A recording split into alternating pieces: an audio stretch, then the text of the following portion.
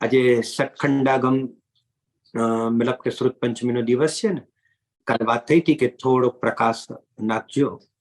હા, હું અહીંયાથી બોલીશ એટલે તમે જોજો જેટલું દેખાય મતલબ જે પ્રમાણે સ્પષ્ટતા આવે. હા, બરાબર ને?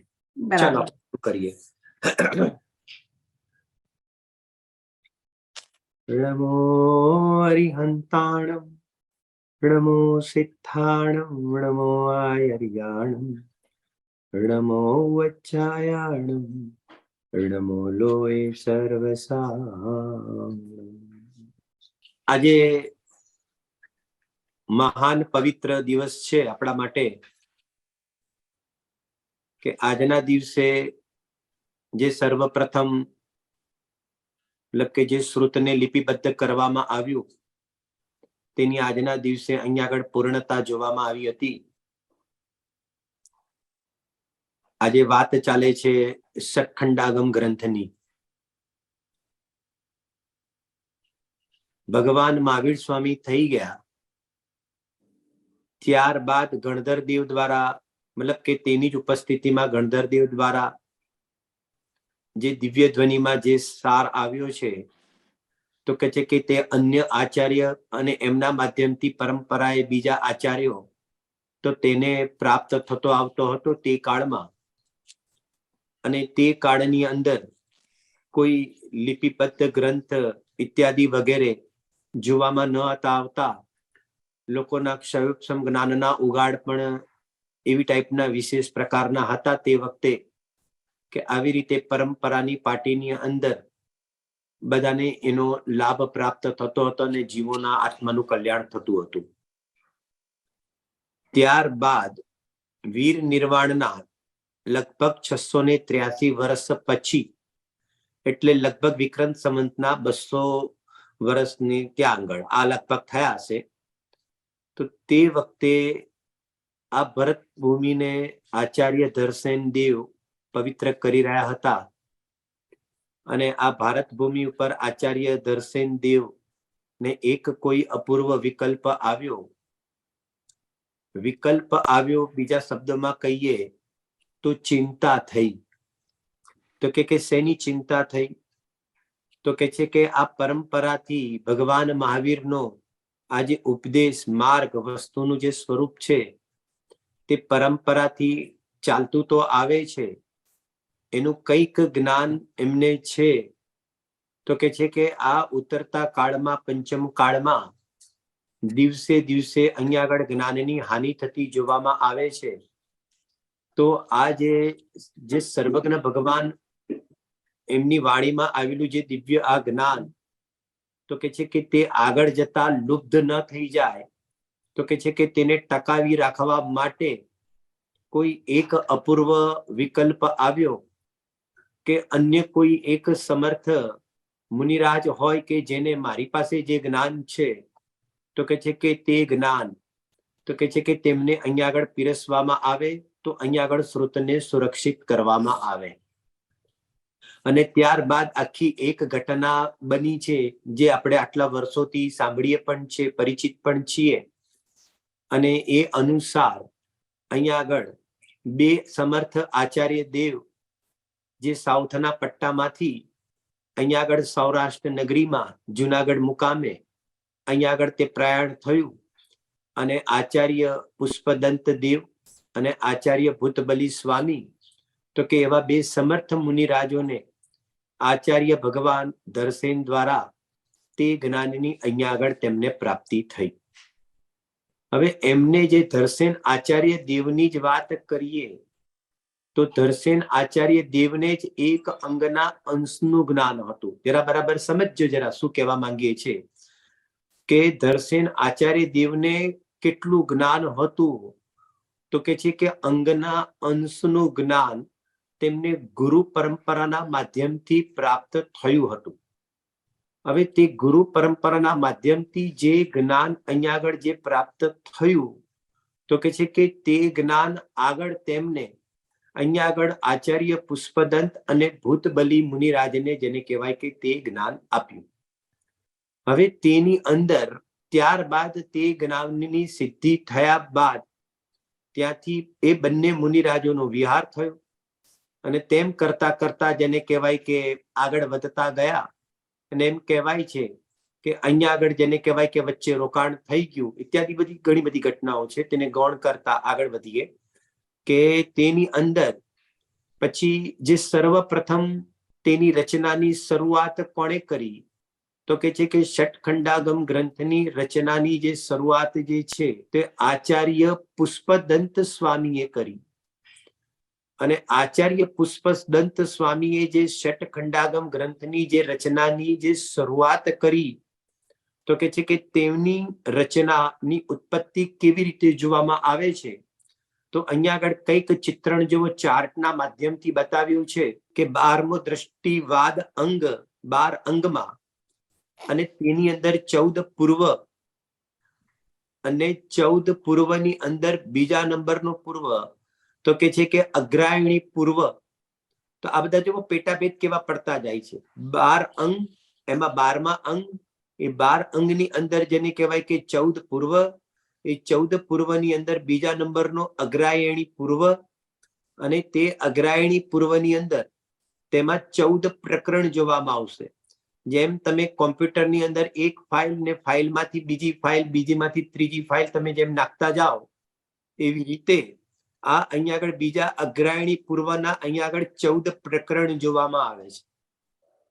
અને એ 14 પ્રકરણમાં જે 5મા નંબરનું જે પ્રકરણ છે ચયન લબ્ધિ અધિકાર, તો કે છે કે તેની અંદર જઈને એ ચયન લબ્ધિ અધિકારની અંદર તો કે છે કે તેમાં 20 પાહુડની ચર્ચા મળે છે. 20 પાહુડના અધિકાર જોવામાં આવે છે. મતલબ કે 14 પ્રકરણ હોય તો એ 14 ના 20 પાહુડ જોવામાં આવે. અને એમાંથી જે 5મા નંબરનું જે પ્રકરણ છે ચયન લબ્ધિ અધિકાર તો કે છે કે તેની અંદર જે 20 પાહુડ જે છે તો તેમાંથી ચોથા નંબરનો જે પાહુડ તેનું નામ છે કર્મ પ્રકૃતિ અધિકાર. અને એ કર્મ પ્રકૃતિ જે અધિકાર જે છે તો તે જેને કહેવાય કે તે બધાના અહીંયા આગળ કે છે કે 24 અનુયોગ દ્વાર હોય. ફરીથી શોર્ટમાં બોલી જાઉં છું. 14 પૂર્વ અને એની અંદર 14 પૂર્વની અંદર કે અલગ અલગ રીતે બધા પ્રકરણો જોવામાં આવે. એક પૂર્વની અંદર અલગ અલગ પ્રકરણો જોવામાં આવે. એમાં બીજા નંબરનો અગ્રાયણી પૂર્વની અંદર 14 પ્રકરણ જોવામાં આવે.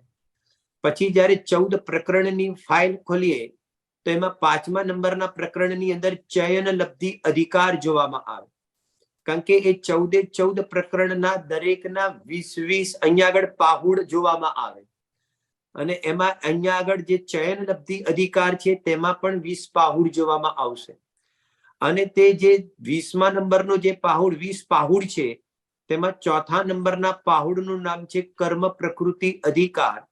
તો અહીંયા આગળ કહે છે કે જેટલા 20 પાહુડ હોય ને તો દરેક પાહુડના 24 તો અનુયોગ દ્વાર જોવામાં આવે. અને એમાંથી જે ચોથા નંબરના પાહુડનો કર્મ પ્રકૃતિ અધિકાર છે તેની અંદર જે 24 અનુયોગ દ્વાર જોવામાં આવે છે તો કે છે કે તેના આધારને લઈને અહીંયા આગળ ષટખંડાગમ ગ્રંથની રચના જોવામાં આવે છે. કારણ કે જે મુનિરાજ હોય ને તો તેમને અહીંયા આગળ જે જ્ઞાનની પ્રાપ્તિ થાય તો આવી રીતે આટલા અધિકાર, એમાંથી આટલા પાહુડ સુધીનું જ્ઞાન, એની અંદર જેને કહેવાય કે આટલા પાહુડ સુધીનું જ્ઞાન, તો કે છે કે એવી ટાઈપના જ્ઞાનોની તેમને પ્રાપ્તિ થઈ હોય છે. અત્યારે હું બીજા વિષયને ટચ જાણી જોઈને કરવા નથી માંગતો કારણ કે અત્યારે આ વિષય આપણે લેવો છે એટલે, પણ ખાલી એક વાત વચ્ચે બીજી તમને કહીશ તમારી જિજ્ઞાસાની પૂર્તિ માટે કે તમે જ્યારે શ્રુત જ્ઞાનીની ફાઇલ ખોલો તો શ્રુત જ્ઞાનીની ફાઇલની અંદર પણ તેના પણ આચાર્ય દેવોએ 20 ભેદ બતાવ્યા છે. અને તેની અંદર 20 પ્રકારના જેને કહેવાય કે જે ભેદ મળશે તો તેની અંદર પર્યાય સમાસ, અક્ષર સમાસ, એ બધાના જે 20 ભેદ જોવામાં આવશે. તેની અંદર અનિયોગ સમાસ, એવા બી તમને ભેદોની મુલાકાત થશે. આમ જેનું જે શ્રુત જ્ઞાન હોય તો તે શ્રુત જ્ઞાનની અંદર એટલા ઉગાડવાળું જ્યારે શ્રુત જ્ઞાન જોવામાં આવે ત્યારે ત્યાં આગળ આ સંબંધીનું તેમને તે જ્ઞાનની પ્રાપ્તિ ત્યાં આગળ વિષય અનુસાર જોવામાં આવે છે. આ તમને એક એક્ઝામ્પલ આપ્યું કે એને કેવી રીતે અહીંયા આગળ એનું જ્ઞાન જોવામાં આવે છે. એવી રીતે ચાલતા વિષયની અંદર તે મુનિરાજને આ પ્રમાણેનું અહીંયા આગળ જ્ઞાન પ્રાપ્ત હતું. ભૂતબલી આચાર્ય અને પુષ્પદંત આચાર્ય, તેમને આ બધું જે જ્ઞાન છે તે ધરસેન આચાર્ય દેવના માધ્યમથી પ્રાપ્ત થયું. અને તેનો આવી રીતે આધાર લઈને અહીંયા આગળ કે છે કે અહીંયા આગળ આવી રીતે ષટખંડાગમ ગ્રંથની અહીંયા આગળ રચના જોવામાં આવી. બીજી એક વચ્ચે વાત તમને આજના દિવસમાં, પવિત્ર દિવસમાં કહેવામાં, મતલબ કે હું સાથે સાથે કહું છું, કદાચ તમે બધા સાંભળી પણ હોય તો મને ખબર નથી, કે જીનાગમની અંદર જેને કહેવાય કે બે વાત મળે છે. કે દાખલા તરીકે સૌથી વધારે પ્રચલિત અને પ્રસિદ્ધ તો કઈ વાત છે કે સૌથી પ્રથમ જેને કહેવાય કે કયા ગ્રંથની સ્થાપના થઈ અથવા તો કયા ગ્રંથની રચના થઈ, તો તેની અંદર ષટખંડાગમ ગ્રંથનું નામ વિશેષ રૂપથી આપણને બધાને જેને કહેવાય કે જાણવા મળે છે. પણ જ્યારે તે ધવલા ટીકા વગેરેની અંદર જ્યારે એની આપણે એના શું કહેવાય કે પ્રસ્તાવના વગેરેની અંદર જ્યારે અધ્યયન કરીએ છીએ, તો જેને કહેવાય કે તે બધા એ વખતે મતલબ કે જૂના જૂના અધ્યયનો મોટા મોટા પ્રોફેસરો દ્વારા થયેલા છે, જૈન પ્રોફેસરો દ્વારા. તો તે લોકો જે તાસ અને તારવણી કાઢે છે વર્ષોના માધ્યમથી, તો એક ઉલ્લેખ અહીંયા આગળ કસાઈ પાહુડનો પણ જોવા મળે છે. કસાઈ પાહુડનો પણ જે ઉલ્લેખ જોવા મળે છે તો કે છે કે તે પ્રથમ તેની રચના હોવી જોઈએ. તો કે છે કે આવો પણ એક ઉલ્લેખ મળે છે, કારણ કે તે પણ અહીંયા આગળ ઈસા પૂર્વની પ્રથમ શતાબ્દીની અંદર કસાઈ પાહુડની રચના આચાર્ય ગુણધેર દ્વારા અહીંયા આગળ જેને કહેવાય કે કરવામાં આવી, એવી પણ જેને કહેવાય કે એક વાત પ્રચલિત છે, મતલબ કે ઉપલબ્ધ આપણી પાસે છે. અને જેને કહેવાય કે આ પણ પ્રથમ શતાબ્દીની અંદર ષટખંડાગમ ગ્રંથની જેને કહેવાય કે રચના થઈ, તો કે છે કે એ વધારે પ્રચલિત છે. તો આવી રીતે બંને વાતો જીનાગમની અંદર જોવા મળે છે. આપણા માટે તો એ બધું જ પ્રમાણ છે. પણ આજે આપણે ચિત્તની અંદર તેના પણ દર્શન થાય કસાય પાહુડમાં, તો કે છે કે એ હેતુએ આ વાત પણ સાથે મૂકી છે. કારણ કે એ કેમ મૂકી છે તેની ચર્ચા આપણે જોઈએ છે થોડીક વાર પછી. હવે જરા જોજો કે તેની અંદર સમજો કે આપણે અહીંયા સુધી આવ્યા કે તેનો આધાર બનાવીને અહીંયા આગળ ષટખંડાગમ ગ્રંથની જેને કહેવાય કે ઉત્પત્તિ થઈ. હવે અહીંયા આગળ જરા સમજવા જેવી વાત એ છે કે એક સમજો કે બધાને શું ખબર છે, મને ખ્યાલ નથી કે ષટખંડાગમ ગ્રંથની રચના કોને કરી. ફરીથી પ્રશ્ન પૂછું છું કે ષટખંડાગમ ગ્રંથની રચના કોને કરી. જો એમ પ્રશ્ન પૂછવામાં આવે તો તમે બધા શું જવાબ આપશો? પુષ્પદંત ભગવાન, ભૂતબલી. હા, એટલે કે બંને ભેગા કરીને કરી કે શું છે? એટલે પુષ્પદંત ભગવાને શરૂ કરી આચાર્ય ભગવાન, અને પછી પૂરો ન થયો તો ગ્રંથ ભૂતબલી એટલે એમને મોકલાવ્યો અને પછી એમણે પૂરો કર્યો. બરાબર બરાબર ને. એમાં પુષ્પદંત આચાર્ય દેવનો પાર્ટ કેટલો અને ભૂતબલી આચાર્ય દેવનો પાર્ટ કેટલો, એ જરા આપણે પહેલા અહીંયા આગળ જોઈશું. જરા સમજજો કે જે ષટખંડ આગમ, તો જે એના જે 6 આપણે જેને કહેવાય કે વિભાગ જોવામાં આવે છે, તેના અહીંયા આગળ ચાર્ટની અંદર તમે જોશો તો તેના મેં નામ લખ્યા છે. જીવસ્થાન નંબર 1 જીવસ્થાન, બીજો છે ખુદાબંધ, ત્રીજો છે બંધ સ્વામિત્વ વિચય, ચોથા નંબરમાં છે વેદનાખંડ, 5મા નંબરમાં છે વર્ગણાખંડ અને 6ઠા નંબરની અંદર છે મહાબંધો. આ 6 તો નામ થઈ ગયા. મતલબ કે હવે એની અંદર જરા સમજવા જેવી વાત એ છે કે એની અંદર સૌથી પહેલા નંબરનો જે ખંડ જે છે તેને આપણે કહીએ છીએ જીવસ્થાન. તો હવે એ જીવસ્થાનની અંદર જેને કહેવાય કે 2375 તો સૂત્ર છે, અને એ જે 2375 સૂત્રની અંદર જેને કહેવાય કે સત સંખ્યા આદિ 8 પ્રરૂપણાનું નિરૂપણ તેની અંદર જોવામાં આવે છે. જેમ દાખલા તરીકે તમે બધાએ પણ તત્વાર સૂત્રોનો જેને કહેવાય કે અભ્યાસ અવશ્ય કર્યો જ હોય, અને એની અંદર તમને એક ખ્યાલ હશે કે સત સંખ્યા ક્ષેત્રનું સૂત્ર આવે છે. ક્યાં આવે છે, ખ્યાલ છે તમને બધાને? पहले अध्याय में. हाँ, बहुत बढ़िया भाई, बराबर ना. तो पहले अध्याय के अंदर वो सूत्र आता है, तो कहते हैं कि पहले अध्याय के अंदर 8वें नंबर का सूत्र है सत संख्या क्षेत्र स्पर्शन काल अंतर्भाव और अल्प बहुत्व। हम्म। तो वो जो है ना वो बहुत इतना बड़ा सूत्र है हकीकत के अंदर। देखो साथ में आज जो एक माइंड बनाए ना, तो हम आचार्य देवों को भी याद करते हैं अपनी भावना के साथ कि उमा स्वामी आचार्य देव की भी ताकत कितनी, कि उनकी उमाचार्य आचार्य देव की भी इतनी ताकत कि जो सत संख्या आदि जो सूत्र की रचना की है, तो उसके अंदर इतना विस्तार है, इतना विस्तार है।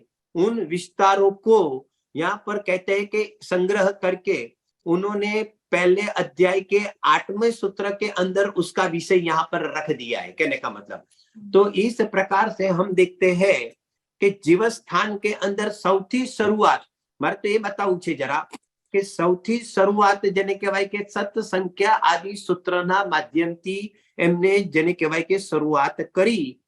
હવે જરા સમજો તો એની અંદર જે સત પ્રરૂપણા, તો સત સંખ્યા આદि 8 જે જેને કહેવાય કે તે એના જેને કહેવાય કે અનિયોગ બની જાય છે, પ્રરૂપણા બની જાય છે 8 પ્રકારે। તો તેની અંદર જે સત જે પ્રરૂપણા જે છે, તો કે છે કે તેને અહીંયા આગળ સર્વપ્રથમ આચાર્ય પુષ્પદંત સ્વામીએ તેની રચના કરી। અને તે રચના વખતે અહીંયા આગળ મંગલાચરણના રૂપની અંદર જે આપણા બધાનું જેને કહેવાય કે પ્રાણ પ્રિય મંગલાચરણ, જેને કહેવાય નમો હરિયંતાણમ વાળું, તો કે છે કે તેની જે રચના જે છે તે આચાર્ય પુષ્પદંત સ્વામીએ અહીંયા આગળ કરી। અને જે ગ્રંથની રચના કરી, તો ત્યાં આગળ જેને કહેવાય કે સત્પ્રરૂપણાના કેટલાક સૂત્ર અહીંયા આગળ જેને કહેવાય કે લખવામાં આવ્યા।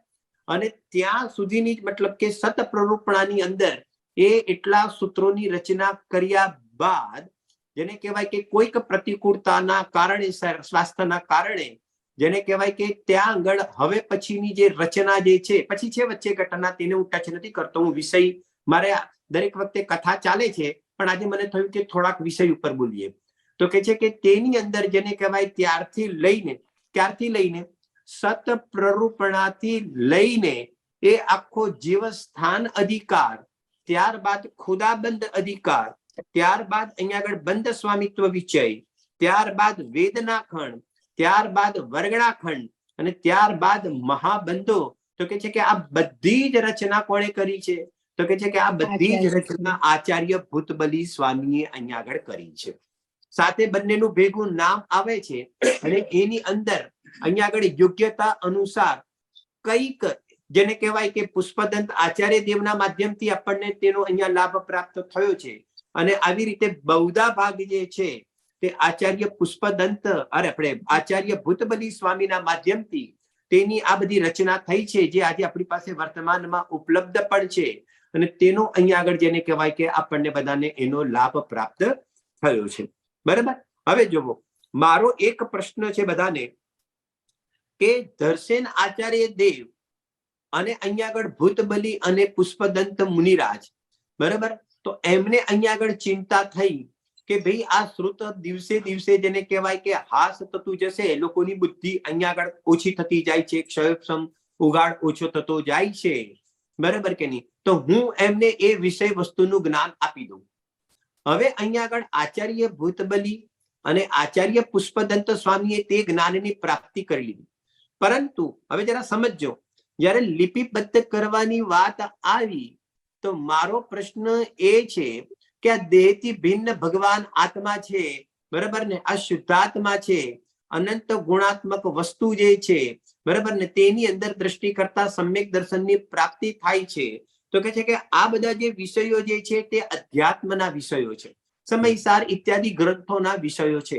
તો જ્યારે સર્વપ્રથમ લિપિબદ્ધ જ કરવી હતી તો મૂળ પ્રયોજનભૂત વાત, તો કે મૂળ જે આ સંસારથી છૂટવાની જે વાત જે સમયસાર ગ્રંથાદિ રાજમાં કરી છે, તો અહીંયા લિપિબદ્ધ કરવી હતી તો તે મૂળ પહેલા પ્રયોજનભૂત વાત એ કરી દેવી જોઈતી હતી ને। આચાર્ય દેવે આ વાત શા માટે સૌથી પહેલા કરી? આ મારો પ્રશ્ન છે, આ કોણ જવાબ આપશે? हाँ, ये मुश्किल ज्यादा है, इसमें विस्तार, एक क्षयोपशम कम चाहिए, उसमें अध्यात्म में क्षयोपशम कम चाहिए, इसमें ज्यादा चाहिए। तो ये रास हो रहा था तो उन्होंने सोचा ये ज्यादा इम्पोर्टेंट है लिखने के लिए पहले। ऐसा અને सोच દર્શન આચાર્યને એ એક એમનું જ જ્ઞાન હતું એટલે કારણ કે બધા 14 પૂર્વનું તો જ્ઞાન હતું નહીં પણ એમને એક એનું જ્ઞાન હતું એટલે એમણે એ આપ્યું એમને. હા હા, એટલે આપણો પ્રશ્ન તો એ છે ને કે લિપિબદ્ધ કરી તો પછી મૂળ પ્રયોજન વાત જ કરી દેવી હતી ને, દેતી ભિન્ન ભગવાન આત્માની, બરાબર કે નહીં? તો આવી રીતે આ કર્મ વાળો ને આ સંયોગ વાળો ને તો કે છે કે એવા બધાના આત્માની, મારો કહેવાનો તાત્પર્ય એ છે તો આગળ શરૂઆત એની રચના કેમ કરી એમ. એક વાત એમ કહી શકાય કે એને પોતાનો સંદેશ સામાન્ય માણસો સુધી પહોંચાડવો હતો ને બહુ ઊંડું આધ્યાત્મ સામાન્ય માણસ ન સમજી શકે. અને બીજું લોકોને કર્મોની વધારે ખબર હતી કે કર્મને લીધે મારો આત્મા રખડે છે, એટલે એ વાત મેં બી સમજવા માટે કાર્ય થવા માટે કારણની જરૂર પડે, તો કારણ જાણે તો જો હવે એક સેકન્ડ માટે બધા જ તમારા જવાબ છે ને થોડીક અપેક્ષા સમજો, થોડાક સાઈડ ઉપર કરી નાખજો, બરાબર? હવે જુઓ, એક બહુ ગંભીર અને બહુ એક સરસ સમજવાની વાત છે, જરા સમજો, બહુ સરસ, કે હકીકતની અંદર જો આપણે આપણા શબ્દોમાં વાત કરીએ તો આચાર્ય પુષ્પદંત સ્વામી અને આચાર્ય ભૂતબલી સ્વામીનો કેટલો મોટો ઉપકાર છે, જરા જોજો તમે, કે તેમને અહીંયા આગળ આ સંસારી જીવ અથવા તો કર્મથી સહિત અથવા તો આ કોડિયાથી સહિત એટલે કે આ શરીરથી સહિત અથવા તો તેની આ અવસ્થાઓથી સહિત એવું અહીંયા આગળ વર્ણન કર્યું છે. એ વર્ણન કરીને હકીકતની અંદર સમજો સર્વજ્ઞતાને જીવંત રાખી દીધી. જરા બરાબર સમજો એક એક વસ્તુ જેને કહેવાય સર્વજ્ઞતાને જીવંત રાખી દીધી. એટલે શું એનો અર્થ જરા સમજો, કે વાત એ છે કે એમને આ જે ષટખંડાગમની અંદર જેને કહેવાય કે આ બધી જે વિષય વસ્તુ આવે છે તો કે છે કે એ હકીકતની અંદર તો સર્વજ્ઞ ભગવાનના જ્ઞાનનો પ્રત્યક્ષ વિષય છે. કારણ કે એવો જે સર્વજ્ઞ ભગવાનના જ્ઞાનનો જે પ્રત્યક્ષ વિષય છે એની અંદર કોઈ તમે અનુમાનથી, અંદાજો લગાડી, તર્કથી, યુક્તિથી, પરીક્ષા કરીને તો કે છે કે એ બધા વિષયો નક્કી થાય એ કે એનો જેને કહેવાય કે વિષય નથી. અને આ અહેતુવાદ વિષય છે તો કે છે કે તે સર્વજ્ઞ ભગવાનની વાણીમાં આવ્યું, ગણધર ભગવાને ઝીલ્યું અને અહીંયા આગળ આચાર્ય દેવને મળ્યું અને તેની પરિપાટીમાં બીજા અન્ય આચાર્ય દેવને મળ્યું. તો જેમ છે તેમ એ પરંપરાની અંદર તે વાત જે આવી તો કે છે કે તે જે સર્વજ્ઞ ભગવાનને અનુસરીને જે તે વાત બધી જે આવી છે તો તેને અહીંયા આગળ કે છે કે સંયોગક્ષમ જ્ઞાનની અંદર તે વાતને અહીંયા આગળ જેને કહેવાય કે સુરક્ષિત કરી દીધી. જરા સમજો શું કહેવા માંગુ છું, જરા ભાવ એને સમજો. કે દાખલા તરીકે સૌથી પહેલા તો આત્મા કર્મ સહિત છે, બોલો એ અનુમાન આપણે કહેવાનો તાત્પર્ય છે, બોલો એવું સાક્ષાત પ્રત્યક્ષ કોણ જોવે છે? આત્માનો જે અનુભવ છે તે તો સ્વયં પોતે અમૃતચંદ્ર આચાર્ય, આપણે પુષ્પદંત સ્વામી કે અહીંયા આગળ ભૂતબલી સ્વામી, તો આ દેહથી ભિન્ન અંદરમાં આ ફિલિંગ્સ વાળો આત્મા જે છે તો અહીંયા આગળ સ્વસંવેદન પ્રત્યક્ષના માધ્યમથી પણ કે છે કે તેનો નિર્ણય પણ કરી શકાય છે, તેનો અનુભવ બી કરી શકાય છે. પરંતુ જગતની અંદર આ જીવ પણ છે, જીવની સત્તા છે. તમે જે શરીર જોઈ રહ્યા છો તેની અંદર ભગવાન આત્મા આ બિરાજમાન છે, જે સુખ દુઃખનું જે વેદન કરી રહ્યો છે તે બિરાજમાન છે. તો કે છે કે આવું સર્વજ્ઞ ભગવાને બતાવ્યું અને એના માધ્યમથી જેને કહેવાય કે અહીંયા આગળ તે એ આવા શરીરોના સંયોગના માધ્યમથી તેને અહીંયા આગળ જેને કહેવાય કે બતાવવામાં આવ્યું. આટલા કર્મો બંધ થાય છે અને અહીંયા આગળ પુરુષાર્થ દ્વારા આટલા કર્મો છૂટી જાય છે. તો આવું બધું પણ જે જ્ઞાન જે છે પ્રકૃતિનું, તો આવા પ્રત્યક્ષ જ્ઞાનનો વિષય કોનો છે? તો હકીકતમાં આ બધો વિષય પણ પ્રત્યક્ષ જ્ઞાનનો વિષય જેને કહેવાય કે સર્વજ્ઞ ભગવાનનો જેને કહેવાય કે અહીંયા આગળ વિષય છે. આમ જેને કહેવાય કે જેટલા પણ છે કે જીવ આ ચાર ગતિમાં પોતાના અપરાધથી રખડે છે, બોલો કોણ જોવે છે કે અહીંયાથી મરીને કોઈ પણ ગતિમાં પણ જવાનું છે? જરા સમજો, બહુ જરા એક માર્મિક વાત છે કે કોને ખબર છે? કોઈ કે છે ને કે ભાઈ કોણે જોયું છે સ્વર્ગ અને કોણે જોયું છે નર્ક? અત્યારે વર્તમાનમાં જ બસ જેને કહેવાય કે ખાઈ પીને લહેર કરો તો જેને કહેવાય કે ત્યારે આગળ પણ ગતિઓ છે અને તારે આગળ પણ એનું ફળ ભોગવવાનું છે. તો આગળની ગતિઓનું આવું જેને કહેવાય કે પ્રત્યક્ષ જ્ઞાન કોને વર્તી રહ્યું છે? તો કે છે કે આવું આગળની ગતિનું પણ પ્રત્યક્ષ જ્ઞાન જેને કહેવાય છે સર્વજ્ઞ ભગવાન જે જાણી રહ્યા છે અને તે પરંપરાએ તેનું ફળ પણ જેને કહેવાય કે આવું મળે છે, આ પરિણામનું ફળ આવું પ્રત્યક્ષ જ્ઞાન સર્વજ્ઞ ભગવાને જોયું છે. તો આવી રીતે પરંપરામાં જેને કે ચાલતું આવતું જ્ઞાન તેને અહીંયા આગળ ઘણી બધી ચીજો છે.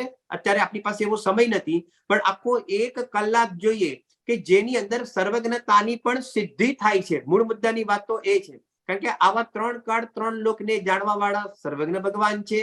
આવા નિમિત્ત નૈમિત્તિકનું જ્ઞાન જેને કહેવાય જોવા વાળા પણ સર્વજ્ઞ ભગવાન છે. તો કે છે કે આ બધા આગમ જ્ઞાનના પેટામાં આવે છે. તો આવું જેને કહેવાય કે જ્ઞાન જે દિવસે દિવસે, બોલો વિચાર કરો, પાણીમાં પણ જીવ છે. બોલો કોઈ આપણા પ્રત્યક્ષ જ્ઞાનનો વિષય છે, જોવામાં આવવાનો છે. આ તો પાણીની અંદર પણ જીવ છે. પૃથ્વી કાય, જલ કાય, વાયુ કાય, તે બધા પણ એક જીવ છે. તો આ શરીરના કોડિયાની અંદર પણ ભગવાન આત્મા રહેલો છે. તો કે છે કે આ જ્ઞાન કયો છે? એ કે આ આગમ જ્ઞાનનો વિષય છે, સર્વજ્ઞ ભગવાનના જ્ઞાનનો વિષય છે. આ ખરેખર સ્વસંવેદન પ્રત્યક્ષ જ્ઞાનનો વિષય નથી. તો કે છે કે આમ કરીને પણ જીવોની ઓળખાણ, જીવોની સત્તા, તો કે છે કે સૌથી પહેલા તમારે આત્માનો અનુભવ કરવો હોય તો અહીંયા સૌથી પહેલા જીવની સત્તાની સાબિતી કરવી પડે.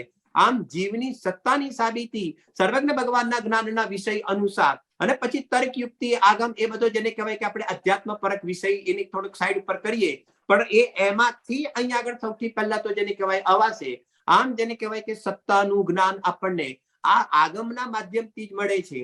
આવી રીતે જગતના જીવોની અહીંયા આગળ જેને કહેવાય કે કરુણા બુદ્ધિના કારણે અને એની અવસ્થાઓનું પણ, અને અહીંયા આગળ કોડિયાનું જ્ઞાન આ સર્વજ્ઞ ભગવાન અનુસાર, એમની વાણી અનુસાર જ અહીંયા આગળ જેને કહેવાય કે પરંપરાથી અહીંયા આગળ પહોંચી શકે છે. એટલા માટે એમને સર્વપ્રથમ, એનું કારણ શું છે જરા સાંભળજો. એ બધું સંબંધીના જ્ઞાનનો હાસ થતો થતો ઘટી જશે.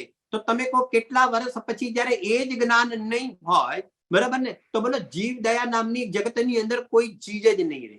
સ્વદયા નામની પણ કોઈ ચીજ નહીં રહે, અને પરદયા નામની પણ કોઈ ચીજ જ નહીં રહે. જગતના જીવોનું પછી વર્તન કેવું હશે? આખો એક વિષય છે એની અંદર. વિચાર કરો એનો વ્યવહાર કેવો હશે.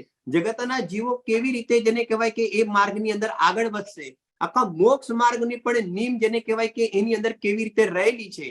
તો કે છે કે આવું બધું જેને કહેવાય કે જ્ઞાન એ સર્વજ્ઞતાના જ્ઞાનનો વિષય છે. એટલા માટે તેને સુરક્ષિત કરવા માટે, કારણ કે ધારણાથી ધારણા જેને કહેવાય કે ચાલતી આવે, તો કે છે કે તે રીતે અહીંયા આગળ સુરક્ષિત કરવા માટે જેને કહેવાય કે અહીંયા આગળ તેમને સર્વપ્રથમ આવી રીતે વ્યવહાર જીવની અહીંયા આગળ સ્થાપના કરવામાં આવી. ખ્યાલ આવે ને જે કહેવા માંગીએ છીએ એનો ભાવ પકડાય છે? શું કહેવા માંગીએ છીએ, કહેવાનો મતલબ?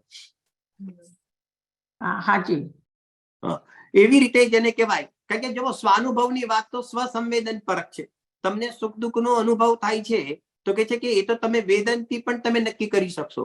પરંતુ આવી રીતે જે બીજી ઇધર વાતો જે છે જેના માધ્યમથી એક પરિચય થાય છે સર્વપ્રથારે, તો કે છે કે તે કોણ બતાવશે? તો કે સર્વજ્ઞ ભગવાન સિવાય કોઈ બતાવતા નથી. આવી રીતે અહીંયા આગળ જીવસ્થાનની અંદર કે સત સંખ્યા, જગતના જીવોની સંખ્યા કેટલી, હું એકલો છું કે બીજા પણ કોઈ છે, તો કે છે કે એ દરેક જીવોની કેટલી કેટલી સંખ્યા, તો ઇત્યાદિ વગેરે જેને કહેવાય બહુ વિસ્તાર છે, આપણે એમાં વધારે નથી જતા. પણ એવી જાતની જેને કહેવાય કે 8 પ્રકારની પ્રરૂપણા, નિરૂપણા, તો કે છે કે તે બધી જીવસ્થાનમાં જોવામાં આવી. અને 9 ચુલિકાની અંદર ગતિ આગતિનું વર્ણન જે છે ને, કયો જીવ મરીને કઈ ગતિમાં જાય, ક્યાંથી કોણ ઉત્પન્ન થાય, ઇત્યાદિ બધેનો જે વિષય જે છે તે તમને ક્યાં આગળ મળશે? તો કે છે કે તે બધા મૂળ વિષયો અહીંયા આગળ જીવસ્થાનની અંદર જેને કહેવાય કે જોવા મળે છે. હવે આગળ જઈએ, જેને કહેવાય ખુદાબંધ. હવે ખુદાબંધ એટલે એનો અર્થ થાય છે અલ્પબંધ. તો તેની અંદર પણ બંધકનું જેને કહેવાય જે બંધ કરે છે, તો બંધક કેવી પ્રકારે છે, બંધક જેને કહેવાય કે ઇત્યાદિ વગેરેની પણ વિસ્તારથી ચર્ચા તે એની અંદર 1582 સૂત્રની અંદર ખુદાબંધની અંદર જેને કહેવાય કે કરવામાં આવી છે. ત્યારબાદ બંધ સ્વામિત્વ વિચય, આ બહુ ગજબનો વિષય છે, બંધ સ્વામિત્વ વિચય. તો કે છે કે તેની અંદર જો વિષય બધા બહુ ઇન્ટરેસ્ટિંગ હોય છે, મતલબ કે સૂત્ર 324 છે, પણ તેની અંદર કયા કર્મ બંધનો સ્વામી કયા ગુણ સ્થાનમાં અને કયા માર્ગના સ્થાનમાં જોવા મળે, એ કે છે કે તેનું અહીંયા આગળ જેને કહેવાય કે વર્ણન જોવામાં આવે.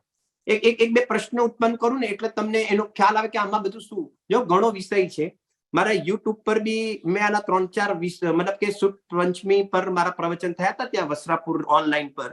મેં મારી યુટ્યુબ ના પ્લે લિસ્ટમાં નાખેલી છે. આ તો એટલા માટે બતાવવાનો ભાવ આવ્યો કે તેની અંદર આની ડિટેલ્સ કરેલી છે, જેને કહેવાય કે જીવસ્થાનની ડિટેલ્સ મળશે, ખુદાબંધની થોડી ઘણી યથા યોગ્ય 3-4 લેક્ચરમાં જેને કહેવાય કે ત્યાં છે. અહીંયા તો અત્યંત સંક્ષિપ્તમાં વાત કરું છું તમારી જોડે. તો કે છે કે કયા કર્મબંધનો સ્વામી કયા ગુણસ્થાન વાળા ને કયા માર્ગના સ્થાન વાળા છે. તમને એમ મતલબ કે એમ પ્રશ્ન આપણને થાય ને, જિજ્ઞાસા વાળો જીવ છે ને, જીવને જ્ઞાન છે તો જિજ્ઞાસા છે, કંઈક જાણશે ને તો એની અંદર ને અંદર વધારે જાણવાની જિજ્ઞાસા થશે. અને એના માધ્યમથી અહીંયા જીનેન્દ્ર ભગવાનની વાણીથી અને પરંપરા આચાર્ય દેવથી અહીંયા આગળ તેનું સમાધાન થાય છે. અહીંયા આગળ દાખલા તરીકે કોઈ જીવ દેવગતિમાં ગયો તો આ 148 કર્મની પ્રકૃતિમાંથી દેવગતિ વાળા જીવને કેટલી બંધાશે તેની પણ જેને કહેવાય કે નિશ્ચિત વ્યવસ્થા છે. નરકમાં ગયો તો નરક ગતિના જીવને પણ કેટલી બંધાશે 148 માંથી, બધી બંધાય કે કેટલીક ન બંધાય, તો એને કેવા કેવા પરિણામ થાય તો કે છે કે એની રેન્જમાં કેટલા પરિણામ આવે, તેના સામે અહીંયા કેટલા કર્મ બંધાય તો કે છે કે તેની જેને કહેવાય કે ચર્ચા આની અંદર જોવા મળે. એની અંદર તમે ઓર પેટા ભેદની અંદર જાઓ, કાલે આપણે અમારે અહીંયા માયામી મંદિરની અંદર ચાલ્યું હતું કે સ્ત્યાન વૃદ્ધિ જેને કહેવાય કે નિંદ્રા અને પ્રચલા, તો કે છે કે હવે એમાં તમે પેટા ભેદમાં જાઓ કે ભાઈ આનો બંધ કયા ગુણસ્થાન સુધી થાય, તો ફટાક કરતા આપણને એની ફાઇલ ખોલવામાં આવે કે ભાઈ બીજા ગુણસ્થાનની અંદર જેને કહેવાય કે તેનો બંધ જોવામાં આવે. નિંદ્રા પ્રચલાનો બંધ કયા ગુણસ્થાનમાં થાય તો કે ભાઈ 8મા ગુણસ્થાન સુધી જેને કહેવાય કે તેનો બંધ જોવામાં આવે. એવી રીતે જેને કહેવાય કે અલગ અલગ રીતે કઈ જેને કહેવાય કે તમને એમ કહેવામાં આવે કે ભાઈ યશ કીર્તિનો બંધ કયા ગુણસ્થાનમાં જાય, તો અહીંયા આગળ ફટાક કરતા જેને કહેવાય કે ફાઇલ ખોલવામાં આવે કે યશ કીર્તિનો બંધ અહીંયા આગળ 10મા ગુણસ્થાન સુધી જોવામાં આવે. તમને અહીંયા આગળ એમ પૂછવામાં આવે કે અરતિનો બંધ કયા ગુણસ્થાનમાં થાય, કયા ગુણસ્થાન સુધી થાય, તો ફટાક કરતા ફાઇલ ખોલતા આપણને ખ્યાલ આવે કે ભાઈ 6ઠા ગુણસ્થાન સુધી જેને કહેવાય કે અરતિનો અહીંયા આગળ જેને કહેવાય બંધ થાય. અસાતાવેદનીનો બંધ ક્યાં થાય તો 6ઠા ગુણસ્થાન સુધી થાય. સાતાવેદનીનો બંધ ક્યાં સુધી થાય તો અહીંયા આગળ કે છે કે 13મા ગુણસ્થાન સુધી બંધ થાય. આમ જેને કહેવાય કે કઈ કઈ પ્રકૃતિનો, આ તમે ગુણસ્થાનની વાત કરી, એની અંદર જેને કહેવાય કે માર્ગણામાં ચાલ્યા જાઓ કે કયા યોગ વાળાને કેટલી કર્મની પ્રકૃતિનો બંધ થાય. આ તમારે પ્રશ્ન આવશે ને આજે, ઔદારિક મિશ્ર કાય યોગની અંદર બોલો કેટલી પ્રકૃતિનો બંધ થાય, કાર્મણ કાય યોગ તે વિગ્રહ ગતિમાં જોવામાં આવે તો ત્યાં કેટલી પ્રકૃતિનો બંધ થાય. આ બધી વાત સર્વજ્ઞ ભગવાન સિવાય આવે ક્યાંથી? બહુ કલ્પના કરવા જેવી વાત છે જેને કહેવાય ને. તો આ બધાનું જેને કહેવાય એક સુંદર વિવેચન. જો એક વાત કહું, વચ્ચે એક વાત કહી દઉં એટલે તમને ખ્યાલ આવે. કર્ણાન યોગના આ જે ષટખંડાગમ ગ્રંથની જે રચના થઈ છે ને, આચાર્ય દેવ આ બધા વિષયોનું જ્ઞાન શા માટે કરાવે છે ખબર છે? વૈરાગ્ય જગાવવા માટે કરાવે છે. એ કહે છે કે પણ આની અંદર તો એકલું જ્ઞાન આવે છે, વૈરાગ્ય તો આમ ખ્યાલ નથી આવતો.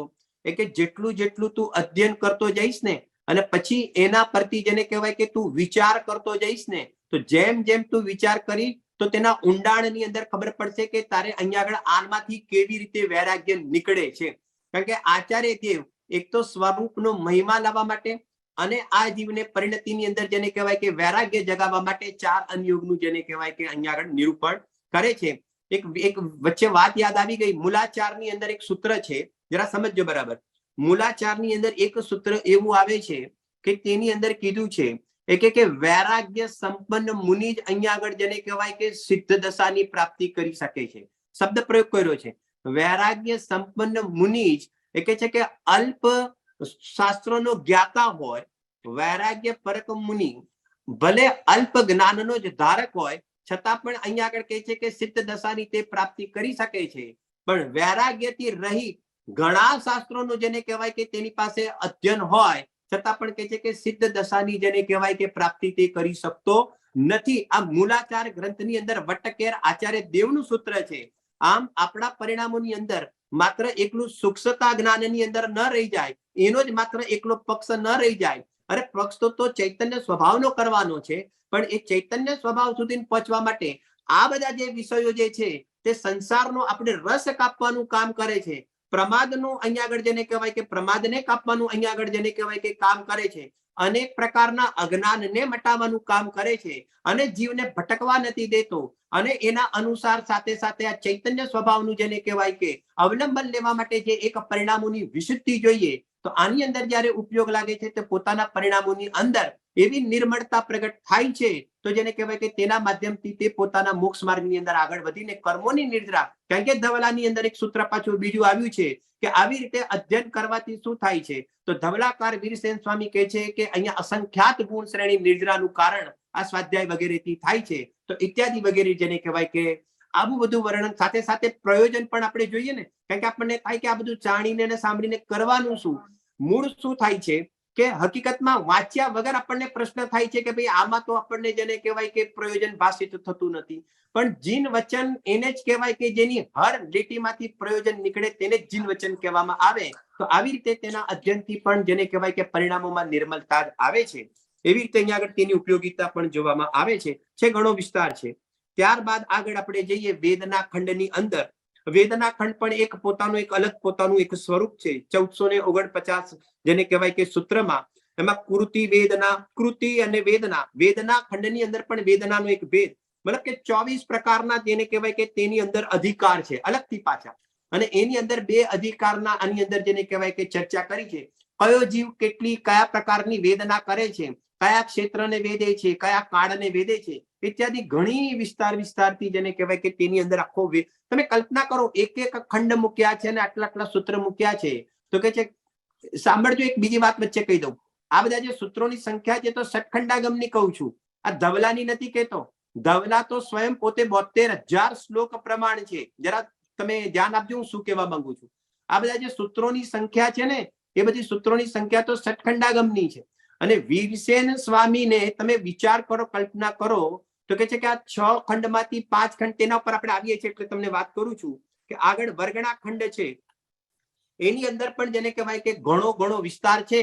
વર્ગણાની અંદર પણ વર્ગણાઓના સ્વરૂપ કેવા પ્રકારના છે અને પછી કઈ વર્ગણાનો જીવ સાથે કેવી રીતે એનો સંબંધ થાય છે ઇત્યાદિ વગેરેની પણ ચર્ચા. એમાં સ્પર્શ, કર્મ, પ્રકૃતિ એ બધા જેને કહેવાય કે અધિકારો દ્વારા ઇત્યાદિ બીજા બી અનેક અધિકારો દ્વારા તેની અંદર ચર્ચા જોવામાં આવી છે.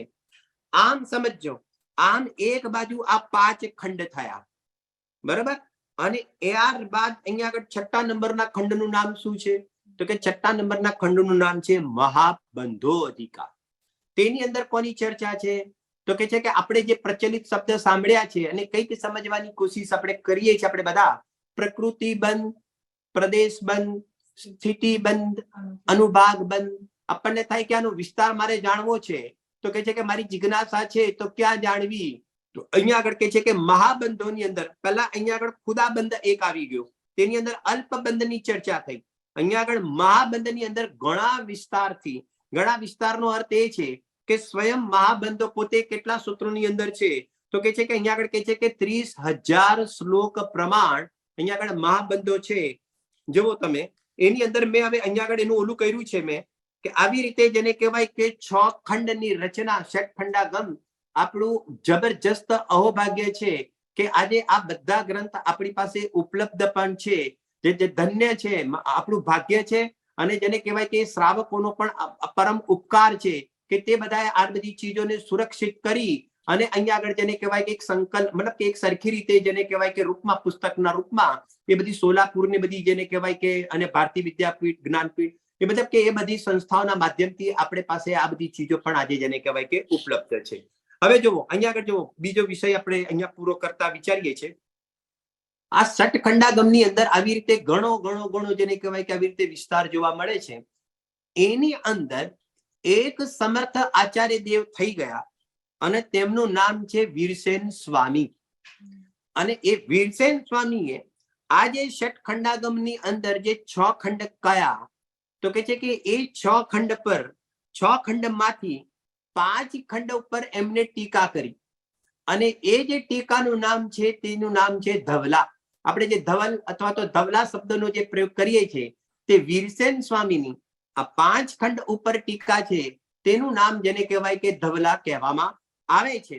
તો 6 ખંડ ઉપર કોને ટીકા કરી છે તો હકીકતની અંદર 6 ખંડ ઉપર આજ સુધી કોઈ પણ આચાર્ય દેવે ટીકા કરી નથી, કારણ કે તે પોતે જ પોતાના રૂપમાં એટલો બધો મહાન છે અને એટલો બધો વિસ્તાર સહિત જ છે કે કોઈ પણ આચાર્ય દેવ તેને અડ્યા નથી, ટચ કર્યું નથી.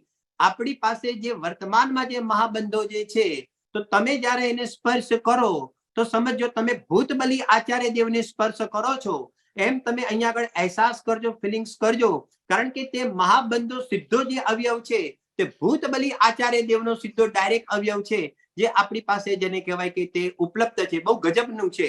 એ બધા 500 ને 400 પાનાના એક ભાગ છે મહાબંધોના. અને એમાં મેં જો નીચે લખ્યું છે કે આચાર્ય દેવ વીરસેન સ્વામી 5 ખંડ પર ધવલા ટીકા અને તેના 16 ભાગ જેને કહેવાય કે પ્રસિદ્ધ છે, બહાર પડેલા છે. અને 6ઠો ખંડ મહાબંધો, અને તેના પર કોઈ ટીકા નથી, પણ એ 6ઠા ગંડ ઉપર જ એકલા 7 ભાગ છે. જરા સમજજો બરાબર. આમ જેને કહેવાય કે 16 અને 7 આવી રીતે ટોટલ કેટલા થઈ ગયા? તો કે છે કે ટોટલ અહીંયા આગળ 23 ભાગ. તો કે છે કે તે અહીંયા આગળ 6 ખંડ પર આ 23 ભાગ આજે આપણી પાસે વર્તમાનની અંદર ઉપલબ્ધ જોવામાં આવે છે. એની અંદર જે 5 ભાગ ઉપર જે 16 ભાગ થયા, મતલબ કે 5 ખંડ ઉપર જે 16 ભાગ થયા, તેની અંદર 72,000 શ્લોક પ્રમાણ સૌરસેની પ્રાકૃત ભાષામાં રચના એ ક્યારે પૂરી થઈ? મારી પાસે અમુક પુસ્તકો છે, તેની અંદર જેને કહેવાય કે ઇંગ્લિશ પ્રમાણે પણ એ લોકોએ જેને કહેવાય શોધખોળ કરીને ડેટ નાખી છે, આપણને સરળ પડે એટલા માટે. તેની રચના 8 ઓક્ટોબર 816 જેને કહેવાય કે તે દિવસે પૂરી થઈ. આપણે બધા જયારે 8 ઓક્ટોબર અને 816 તો આવવાની જ નથી ને પાછી આપણા ભાગમાં, તો જેને કહેવાય 8 ઓક્ટોબર ને હવે જેને કહેવાય કે 2000 ને આપણે કઈ ચાલે છે અત્યારે 23, તો જયારે 2023 અને 8 ઓક્ટોબર આવે ત્યારે આપણે જેને કહેવાય કે ધવલા ગ્રંથોને યાદ કરીશું અને અહીંયા આગળ તેની પણ શ્રુતિની આપણે પૂજા કરીશું. તો કે છે કે એવી ભાવના સાથે આપણે અહીંયા આગળ જોઈ રહ્યા છીએ. તો આમ 16 અને 7 એ ભાગ થઈ ગયા આમના. અને બીજી જે 7 ભાગ ઉપર તેમને ટીકા નથી કરી, પણ 16 ટીકા કરી. હવે વીરસેન સ્વામીની જેને કહેવાય, જુઓ આ સમાજને કેટલી મોટી દેન, કેટલો અનંત ઉપકાર વીરસેન ભગવાનનો. તો અહીંયા આગળ જેને કહેવાય કે એમને જે મેં શરૂઆત કીધી હતી કે તે એક ગુણધર આચાર્ય દેવ થઈ ગયા કે જેમને કસાઈ પાહુડ ગ્રંથની જેને કહેવાય કે રચના કરી છે. તો તે કસાઈ પાહુડ પર પણ વીરસેન આચાર્ય દેવે ટીકા કરી છે અને તેનું નામ છે જય ધવલા. અને તે જય ધવલાના પણ 16 ભાગ જે છે, તો કે છે કે તે 16 ભાગ પણ જેને કહેવાય કે આપણી પાસે ઉપલબ્ધ છે. તો કે છે કે આવી રીતે તેની અંદર પણ મોહનીનું અને જેને કહેવાય કે તે બધી પ્રકૃતિનું ગજબનું જે વિસ્તારથી વર્ણન છે. તમે એમ પ્રશ્ન આપણે પૂછીએ કે ભાઈ આ પંચલબ્ધિ વાળું પ્રકરણ અમારે ક્યાં જોવું? તો તમારે જય ધવલાની અંદર જેને કહેવાય કે જોવા મળશે. મૂળ ગ્રંથ આપણે કહીએ ને, ગ્રંથનો પણ મૂળ આધાર. તો કે છે કે જેને કહેવાય કે જેમ દાખલા તરીકે ગોમટ સારની અંદર નેમિચંદ્ર સિદ્ધાંત ચક્રવર્તીએ લબ્ધિ સાર ગ્રંથની રચના કરી, સપના સાર ગ્રંથની રચના કરી. તો કે છે કે આ ષટખંડાગમ માં જેને કહેવાય કે ક્યાં મળશે? તો તેની અંદર જેને કહેવાય કે આ ષટખંડાગમમાં નહીં, પરંતુ આ જેને કહેવાય કે કસાઈ પાહુડ અને તેની જે ટીકા જે છે આ જય ધવલા. તો જય ધવલાની અંદર જેને કહેવાય કે તેની અહીંયા આગળ જેને કહેવાય કે ચર્ચા જેને કહેવાય કે આપણને જોવા મળશે. આવી રીતે જેને કહેવાય કે એના પણ 16 ભાગ, આમ 16 દુ 32 અને 7 39 અને લગભગ બધાના 400 પાના, 500 પાના આપણી પાસે ઉપલબ્ધ. જેને કહેવાય કે જેટલી પણ આપણને ખબર પડે, હું એક સાથે થોડીક સલાહ આપીશ કે ભલે કદાચ આપણા ક્ષયોપસમ અનુસાર, ભલે આની અંદર અથવા તો સમય અનુસાર કદાચ આપણે સમજો કે એની અંદર અવગાના ઓછી વધતી ભલે કદાચ થાય, પણ એક પદ્ધતિ કે કદાચ આપણે પહેલો ભાગ અને બીજો ભાગ જો આપણે વાંચવા મળે આપણને, જરા સમજો, જરા હું શું કહેવા માંગુ છું, અંતિમ પ્રેરણા આપવા માંગુ છું હું તમને બધાને કે દાખલા તરીકે માની લો કે 16 ભાગ આપણે કદાચ ક્ષયોપસમ અનુસાર ન સમજી શકીએ. સમજો બધાના ક્ષયોપસમ બધાના અલગ અલગ છે, બરાબર ને? પરંતુ સમજો કે જે પહેલો ભાગ અને બીજો ભાગ જે છે તે અવશ્ય જો વાંચવા મળે આપણને. કેમ? કારણ કે આચાર્ય દેવ જયારે આગળ એમને ઘણું લખવાનું હોય ને, તો એમની એક એવી પદ્ધતિ હોય ને કે જે શરૂઆત કરે ને એ બહુ સરળ હોય. નંબર 1. નંબર 2, એ જે ગ્રંથની અંદર જે પહેલા ભાગની જે શરૂઆત કરવામાં આવે ને તેની અંદર બીજી ઘણી બધી ડિટેલ્સ પણ હોય અને ઇન્ફોર્મેશન પણ હોય. અને આગળ પણ એ શું બતાવવાના છે તો કે છે કે તેની પણ એક સામાન્ય સમરી હોય. તો જેને કહેવાય અને જેને કહેવાય ને કે એક આટલું તો કમસે કમ આપણે ભણી લઈએ તો પણ આપણને ઘણું બધું મળી જાય. એવી ટાઈપની રચના શરૂની અંદર અવશ્ય કરે. પછી આગળ જેમ જેમ વધે તેમ તેનો વિસ્તાર અને સૂક્ષ્મતા જોવામાં આવે. આવી આચાર્ય દેવોની શૈલી રહી હોય છે લેખનીમાં. તો આમ લેખનીની અંદર ધવલાનો પહેલો ભાગ, બીજો ભાગ બહુ સુંદર છે. બધાને જાતે વાંચો તોય જેને કહેવાય 80-90% શું 100% ખબર પડે એવો છે. કેટલાક શબ્દ અને કેટલાક ભાગ સમજો ન ખબર પડે તો આગળ બીજું વાંચીએ ત્યારે એમાંથી કંઈક આપણને ખબર પડે છે. અને જય ધવલાની અંદર પણ જેને કહેવાય તેનો પહેલો ભાગ બહુ સરળ છે, પોતાની જાતે વાંચી શકીએ છીએ અને ઘણી એક ઇન્ફોર્મેશન બહુ સુંદર એક પરિણામો બનાવવા માટે તો કે છે કે આવા પહેલા ભાગો પણ આપણે અવશ્ય જેને કહેવાય વાંચીએ અને ઇન્ટરેસ્ટ પડે તો આપણા સમયનો સદુપયોગ કરીને આગળ પણ આપણે એને વાંચી શકીએ છીએ. તો અવશ્ય કોર્સની અંદર આપણા જીવનના કોર્સમાં બની શકે કે દરેકના અનુયોગની પણ અલગ અલગ પ્રકારની રુચિ ઓછી વધતી હોય, એ સ્વાભાવિક છે. બધાને બધી જ રુચિ હોય એવું હોતું નથી, પરંતુ ઓછી વધતી રુચિની અંદર પણ વૈરાગ્ય જગાવવા માટે આ કીધું એ પ્રમાણે પોષણમાં આ પહેલો ભાગ પણ જો આપણે વાંચીશું તો બહુ સારી જેને કહેવાય કે આપણને ઇન્ફોર્મેશન મળશે. અને અંતિમ વાત કે એક જેને કહેવાય કે કોઈ જેને કહેવાય રુચિ ધરાવતો હોય એના માટે આ ષટખંડાગમને એક સામાન્ય રૂપથી આ ષટખંડાગમની અંદર જે વિષય વસ્તુ એક જેને કહેવાય અનુશીલનના રૂપની અંદર જેમ જો કોઈને જોવી હોય તો એના માટે એક ગ્રંથ ઉપલબ્ધ છે, ષટખંડાગમ એક પરિશીલન. ફરીથી બોલું છું, ષટખંડાગમ પરિશીલન. બાલચંદ્ર જેને કહેવાય કે સિદ્ધાંત બાલચંદ્ર શાસ્ત્રીનો છે. તો કે છે કે તેમને અહીંયા લગભગ 800 કે 750 પાનાનો એક આટલો જાડો એક જેને કહેવાય કે ગ્રંથના રૂપમાં ઉપલબ્ધ છે, સંકલનના રૂપમાં. તો એની અંદર આ 6 ખંડ, એની અંદર શું વિષય વસ્તુ છે, એની કેવી રીતે સમરી છે અને એની ટીકાઓ. આ તો એકલા વીરસેન સ્વામીની વાત કરી જેને કહેવાય જે થોડા 2-4 લેક્ચર એમાં થયા છે મારા, તેની અંદર બીજા કયા આચાર્ય દેવે કરેલી છે તમને બધાને પણ ખબર છે કે કુંદ આચાર્ય દેવે પણ આની અંદર 3 ખંડ ઉપર જેને કહેવાય કે પરિકર્મ નામની ટીકા પણ એમને કરી છે, પરંતુ જેને કહેવાય કે વર્તમાનમાં તે આપણી પાસે ઉપલબ્ધ નથી. સમજભદ્ર આચાર્ય દેવે પણ કરી છે, ઇત્યાદિ ઘણા બધા આચાર્ય ભગવંતોએ પણ આની અંદર જેને કહેવાય કે ટીકા કરી છે. તો એવું જેના મારે તમારી જોઈતી હોય તો આ ષટખંડાગમ એક પરિશીલન તો કે છે કે તેની અંદર પણ સારી એવી ઇન્ફોર્મેશન આપણને જેને કહેવાય કે મળી રહેશે. આમ આજનો પવિત્ર દિવસ અને આજે આ સમસ્ત આચાર્ય ભગવંતોને આપણે ચરણોની અંદર વંદન કરીએ છીએ અને જેને કહેવાય કે ભાવના ભાવીએ છીએ કે આપણે એના અવગાન કરીને અને પોતાના પરિણામોમાં વિશુદ્ધિ લાવીને અને કસાયોને ઓગાળીને અને અહીંયા આગળ કર્મથી રહિત થઈને પર્યાયની અંદર અલ્પકાળમાં સિદ્ધ દશાની આપણે બધા સૌ પ્રાપ્તિ કરીએ. બરાબર, એની અંદર ટૂંકાણની અંદર ચર્ચા કરીએ. બહુ સરસ. હા, બરાબર ને? દિનેશભાઈ, હા, બોલો. આજે આપણે કઈ ષટખંડાગમ એક પરિશીલન એ પીડીએફ એનો મળી શકે? હું પણ તપાસ કરીશ. મેં આ સુધી તપાસ નથી, મારી પાસે તો પોતાની ઘરે મારી પાસે પુસ્તક છે, પણ પુસ્તક અમારે બોમ્બે ની અંદર જરૂર ઉપલબ્ધ છે. લગભગ અમારે બોમ્બે ની અંદર બધી જગ્યાએ પાછું છે ને ઉપલબ્ધ નથી હોતું, પણ અમારે બોમ્બે ની અંદર ચંદ્રપ્રભુ નું મંદિર છે ભુલેશ્વરમાં, તો ત્યાં આગળ એક લાઇબ્રેરી છે. બરાબર ને? તો ત્યાં આગળ જેને કહેવાય કે અવશ્ય મળી શકે છે, પણ જે થોડી ઘણી પણ મતલબ કે જેની જિજ્ઞાસા હોય ને તો અવશ્ય બોમ્બે થી બરાબર કે અવશ્ય એ મેળવી શકે છે. અને હું પછી જોઈ લઈશ કે બીજે કશે ક્યાંથી છપાયેલું અથવા તો ભારતીય વિદ્યાપીઠમાંથી છે કે નહીં ને, તો એ અવશ્ય તમે જોશો કે પીડીએફ કોપી અવેલેબલ નહીં હશે ને? पीडीएफ कॉपी मतलब बुक છે, टेक्स्ट बुक છે. हाँ, देख लेंगे जो भी है वो कहने का मतलब. लेकिन मैं ये कहना चाहता हूँ पीडीएफ में मतलब ये धवला ग्रंथ वगैरह है, और मैं तो सबको एक थोड़ा अंतिम निवेदन जरूर करूंगा कि अगर मतलब के पॉसिबल हो ना तो ये जो ग्रंथ है ना एक कॉपी मतलब जैसे कि धवला पुस्तक का एक भाग, पहला नंबर का भाग, अगर समझो कि पुस्तक के रूप में अगर कभी भी मौका मिला तो आप अगर आपके साथ पुस्तक के रूप में रखोगे ना तो ये सारे विषय ऐसे है ना कि पीडीएफ में मैं क्यों कहना चाहता हूँ, ये समझ में गुजर चुका हूँ ना, इसलिए बताता हूँ कि अपन देखने जाते हैं ना तो इतना सब इकट्ठा ऐसा लगता है कि जैसे कि माथा भारी हो जाए कि इसमें से हमें क्या समझना और क्या पढ़ना ना एक साथ ऐसा हो जाता है. लेकिन जब हमारे सामने प्रत्यक्ष रूप में जब पुस्तक होती है और हम जब उसके पन्ने हम खोलते हैं ना तो थोड़ा सा सरल हो जाता है, परिणाम भी बनते हैं, विशुद्धि भी होती है और मन भी बनता है कि हम आगे भी और पढ़े.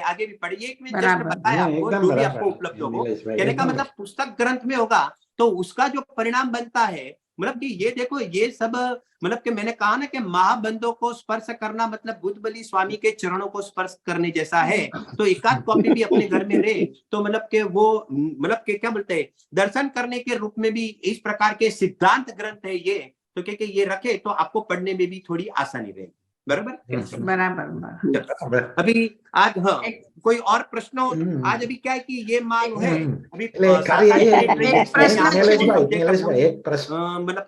मतलब शुरू शायद नहीं करे क्योंकि मुझे कड़स लेना है. मुझे मतलब के कड़स मतलब ये जो कड़स के अंदर क्या भाव आए ना, कड़स मतलब के जो अपन कहे पहले गद्य में फिर पद्य में, तो पद्य की क्या शैली रही है ना उसका थोड़ा भी टेस्ट अपन देखेंगे क्योंकि उस शैली को भी अपन कैसे समझे. तो मतलब के क्योंकि एक माइंड भी रहता है ना उसको हाँ। धारा में लाने के लिए, बराबर है कि नहीं? तो इसको अपन कल अवश्य मतलब के कल मेरा है मतलब के ये तत् और एक अनेक उस पर हम्म। फोकस करके, और ये हो सके तब तक ये चारों कलश की भी क्या शैली है ना, तो उस पर अपन जरूर अवश्य अपन फोकस डालेंगे, बराबर? બરાબર એકદમ બરાબર. એક સવાલ અને છે ભાઈ નાનો પ્રશ્ન છે. પ્રમાણભંગી ને સપ્તભંગી જે નઈ સપ્ત બંને જો જરાક ટચ થઈ જાય તો સારું. તમારે એ સારું ટાઈમ પડે. ઓછો છે हाँ પણ જો પ્રમાણભંગી પ્રમાણ સપ્તભંગી નો અમને બહુ ખ્યાલ નથી, એટલે જો ઈ તમે લઈ શકો તો. हाँ શું જોઈશું આપણા કરવાનું? વિષયમાં કેટલું ચાલે. જો તમે જો આ તો ખાલી 10 વાત નીકળી એટલે કહું છું ને, જય ધવલાની અંદર પણ પ્રમાણ સપ્તભંગી ને સપ્તભંગીની બહુ સુંદર ચર્ચા છે. તમે आप जो एक दूसरी बात बता दूं आपको, ये धवला वगैरह बोलो कौन से अनुयोग का विषय है? मैंने शायद 1-2 दिन पहले कहा था यहाँ पर, कोई और चर्चा में कहा था रात के साथ में, मुझे मालूम नहीं, याद नहीं है मैंने कहा था। सुनना, द्रव्यान ऐसे योग। जगत ऐसे ऐसा लगता है ना कि ये कर्णानुयोग का विषय, कर्णानुयोग। हकीकत में वो द्रव्यान- द्रव्यानुयोग का विषय है। द्रव्यान द्रव्यान योग, हाँ। अच्छा. क्योंकि इसके अंदर 6 द्रव्य का भी निरूपण आता है, और इस प्रकार क्योंकि प्योर कर्णानुयोग विषय मैंने कहा था शायद इधर का, तो मुझे मालूम नहीं। तो वो जो द्वीप समुद्र वाली जो 3 लोक की जो चर्चा आती है ना, उसको प्योर कर्णानुयोग का कहा जाता है। इसको भी कह दे तो कोई दिक्कत नहीं है, लेकिन इसको सैद्धांतिक ग्रंथ के रूप में द्रव्यानुयोग के प्रकरण के अंदर भी, मतलब आगम शैली से कहने का मतलब द्रव्यानुयोग में 2 शैलियां आती है, एक आगम शैली से भी उसकी चर्चा होती है, और वेद विज्ञान परक अध्यात्म शैली की भी चर्चा आती है। आगम प्रकार की शैली में इस प्रकार के ग्रंथों को भी हम मिलाएंगे द्रव्यानुयोग में, और फिर जो हमारे न्याय ग्रंथ है वो सारे के सारे न्याय ग्रंथ भी द्रव्यानुयोग की शैली में, आगम शैली के अंतर्गत जहाँ वस्तु स्वरूप की सिद्धि करनी हो, तो वो आगम शैली के अंदर जहाँ वस्तु स्वरूप की सिद्धि करनी हो, तो ये धवला वगैरह में भी इस प्रकार से सत के माध्यम से वस्तु स्वरूप की सिद्धि करते हैं। तो ये सब यहाँ पर द्रव्यानुयोग की शैली के अंतर्गत। और हमें देखो, हम तो मुमुक्षु मतलब कि जिज्ञासु, ये मोक्षार्थी है, तो हमें ऐसा कोई अनुयोग का पक्ष होता ही नहीं है जिससे हमारे परिणाम बने और वैराग्य जगे और वेद विज्ञान होवे, वो सब हमारे मतलब कि इस प्रकार से कार्यकारी होता है, हम ऐसे ही सोचते हैं, બરાબર બરાબર બહુ સરસ. આ બધા ગુજરાતીમાં છે ને ભાઈ. जावाने ज्ञान से सूझे लोकालो, सोवाणी वाणी मस्त सदा देशो।